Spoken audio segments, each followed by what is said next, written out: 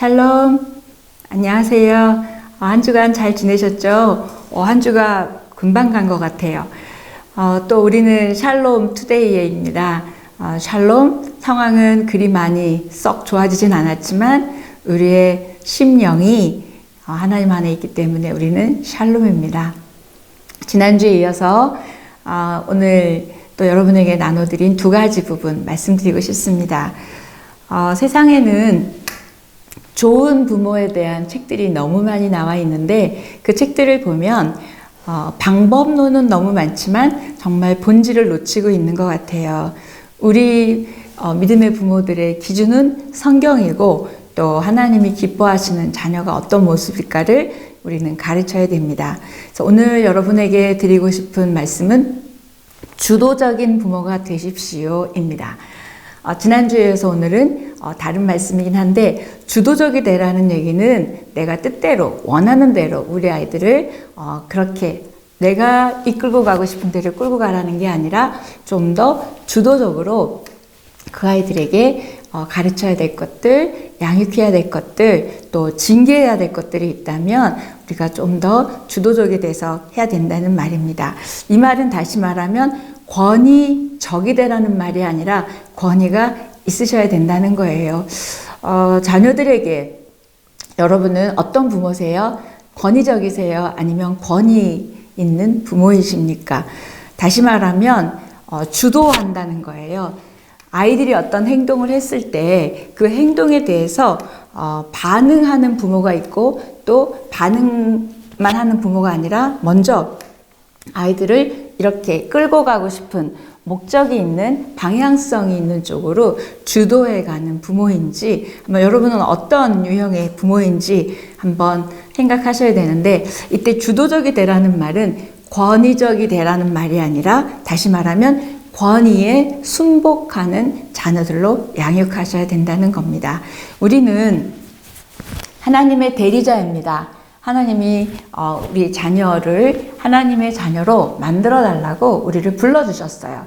그 창세기 18장 19절에 보면 내가 그로 자식과 권속에게 명하여 여호와의 도를 지켜 의와 공도를 행하게 하려고 그를 택하였나니 아브라함에게 하신 말씀인데요. 여호와의 도를 지켜 의와 공도를 행하게 하려고 불러주셨대요. 결국 다시 말하면 하나님의 대리인으로 우리를 부모로 불러주셨다는 거예요. 그렇다면 저와 여러분은 하나님의 대리인입니다. 그러니까 하나님 앞에 우리도 그 권위에 순종해야 되고 순복해야 되는 사람인 반면에 우리는 하나님의 대리자이기 때문에 그 아이들에게 또 주도적인 부모가 되어서 그들에게 가르쳐야 될 것들 또 마땅히 하나님의 도리들을 가르쳐야 된다는 겁니다. 자, 부모가 권위가 있지 않으면 자녀에게 끌려다니게 되고 또 그러다 보면 하나님의 말씀의 원리, 원칙을 그 아이들이 배우지 못하게 됩니다. 살아가는 데 있어서 기본적인 예절이나 또는 꼭 사람으로서 갖춰야 될 그런 것들을 못 배울 수가 있다는 거예요. 잠언 22장 15절은 이렇게 얘기합니다. 아이의 마음에는 미련한 것이 얽혀있기 때문이다. 그 아이들은 아직 올바른 선택을 할 수 있고 올바른 기준이 서 있지 않아요. 그래서 요즘 제가 자녀들을 이렇게 양육하는 엄마들을 보면 저래도 되나? 그런 생각을 참 많이 하는데 이런 거예요. 자녀들의 선택, 자녀들의 의견을 너무 존중해 주는 거예요. 그러다 보니까 그 아이들의 삶에 있어서 주도권을 또는 선택권을 완전히 아이들이 다 갖고 있는 거예요. 그래서 모든 결정을 아이들이 하게끔 내버려 두다 보면 진짜 정말 중요한 결정 또 중요한 권위 있게 뭔가를 가르치고 순복해야 되는 것들을 우리 자녀들이 못 배운다는 겁니다. 그러면 또 이렇게도 얘기하시더라고요. 그렇게 아이들을 양육하면 걔네들이 선택하는 법을 배울 수 없다. 그리고 그 아이들은 항상 누군가가 선택해 준 것만 따라가게 된다. 그런데 이 말에 굉장한 맹점이 있고 중요한 논점을 놓치고 있습니다. 왜냐하면 자녀들은 무엇이 옳은지 무엇을 마땅히 해야 되는지, 하나님의 말씀이 어떤지, 사람은 어떻게 행동하고 어떻게 반응해야 되는지를 몰라요. 그러니까 그 아이들이 본능이 원하는 대로 또는 자기 생각하는 대로 자기가 좋은 대로 하면서 그 선택을 자기가 하는 것이라고 그 아이들이 착각합니다. 그래서 예를 하나 들어보면 너 오늘 아침에 뭐 먹을래? 그랬더니 아이가 뭘 요구해요. 근데 그게 없어요. 그러니까 이 아이가 안 먹겠다 그래요. 그럴 때 왜요? 선택은 벌써 항상 아이들에게 벌써 엄마가 물어봤잖아요. 그런데 굉장히 우리가 들을 땐 아이를 존중해주고 아이의 의견을 잘 들어주는 엄마 같지만 사실은 그렇지 않다는 거예요. 내가 원하는 거 없으니까 안 먹을래. 이런답니다. 그러면 아이들은 이런 사소한 일들을 통해서도 모든 결정은 내가 내려야 된다. 이렇게 생각하게 되기 때문에 정말 중요한 하나님 안에서의 선택, 권위에 순복하는, 하나님에게 순복하는 것을 아이들이 배울 수가 없어요. 도리어 부모들은 단지 선택해야 될 여러 사항들을 제시해 주는 것으로 끝일 때가 많다는 거예요. 그래서 그런 아이들에게 만약에 다시 다르게 표현하면 오늘 엄마가 준비한 건 그게 아닌데 오늘은 이걸 먹고 내일은 엄마가 그거를 준비해 줄게. 이렇게 해서 또 다른 선택을 할 수 있고 그다음에 그 부모의 부드러운 권위나 또 부드러운 사랑에 대해서 아이들이 순복하고 따라갈 수 있는 것을 가정에서 요즘 같이 시간을 많이 보내실 때 좀 가르치시면 어떨까 이런 생각을 합니다. 그래서 그 아이들에게 의사결정권이 있는 것을 가르치는 것보다 더 중요한 것은 하나님의 권위에 또는 부모의 권위에 순종하는, 순복하는 것이 굉장히 중요한데 반면에 우리가 너무 권위가 있게 하려고 무섭게 한다든지 강압적으로가 아니라 좀 더 인격적으로 따뜻하고 부드럽게 그 아이들의 선택을 샘플로 보여주고 이 이유를 설명해주고 그런다면 훨씬 더 우리 아이들이 부모가 주도적인 역할을 해가되 또 우리 아이들은 부모에게 순복하되 더 큰 테두리 안에서 좋은 선택을 하는 자녀들로 배워갈 것입니다. 이게 잘못되면 하나님을 경외하는 것이 아니라 권위에 순복하는 게 아니라 도리어 사람을 두려워하게 되고 사람에게 상처를 받게 되고 또는 부모에게 분노하게 되고 이럴 수 있죠. 그런데 좀 더 지혜로운 방법으로 따뜻한 방법으로 우리 자녀들을 주도적인 그 역할을 하되 권위에 순복하는 그리고 엄마 아빠를 통해서 선택도 배우고 또 이렇게 선택하는 것도 좋다라는 것도 배워가는 우리 자녀들이었으면 좋겠습니다. 그 다음에 또 하나는 아이들에게 교육 목표가 분명하셔야 돼요. 공부 잘하는 아이, 좋은 대학 보내는 아이가 아니라 이 아이가 하나님 안에서 사람을 사랑하고 또 사람으로부터 사랑을 받을 줄 아는 그런 자녀, 하나님을 사랑하고 하나님의 사랑을 받을 줄 아는 무언가 여러분의 양육 목표가 분명하셔야 된다는 거죠. 그래서 그 모든 걸 아우르는 단어 3가지를 드린다면 패션, 열정입니다. 자기 삶에 대한 열정, 또 하나님을 향한 열정, 그 다음에 people, 사람이 보이고 사람과 더불어 잘 지내는 또 그 안에 사람이 있어서 내 사람을 사랑할 줄 아는 다음 3번째 P는 프라이드예요. 하나님 안에서 늘 얼마나 존중받는 지난 시간에 말씀드린 것처럼 존중받는 아이인지 그래서 그 사랑으로 인하여 존중으로 인하여 당당함 그래서 패션, people, pride 제가 이 3단어를 굉장히 좋아합니다. 그래서 이렇게 주도적인 부모도 하고 이런 것도 하지만 중요한 건 여러분이 인내가 있으셔야 되고요. 기도를 많이 하셔야 돼요. 자, 다음 오늘 이번 주에 소개해드리고 싶은 책은 이 책입니다. 보셨어요? 노란 책인데요. 요즘 개나리꽃 같네요. 예수는 믿는데 기쁨이 없어서. 이거 우리 얘기 같죠? 예수는 믿는데 기쁨이 없대요. 자, 이 책은